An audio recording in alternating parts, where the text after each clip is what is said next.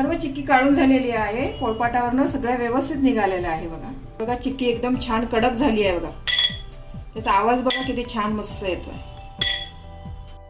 एक चिक्की तुम्हाला तोडून पण दाखवते. बघा किती मस्त झालेली आहे. बघा इझिली लगेच तुटत आहे. हे पहा मस्त तिळगुळाची चिक्की तयार झालेली आहे. चिक्की चवीला खूप छान झालेली आहे. चिक्की बनवताना गुळाचा पाक चांगला कडक झाला पाहिजे. पाक जर कच्चा राहिला चिक्की चिवट होते याची काळजी घ्या. या मकर संक्रांतीला या पद्धतीने चिक्की नक्की करून पहा. खूप आवडेल तुमच्या घरी सर्वांना. तिळगुळ घ्या आणि गोड गोड बोला.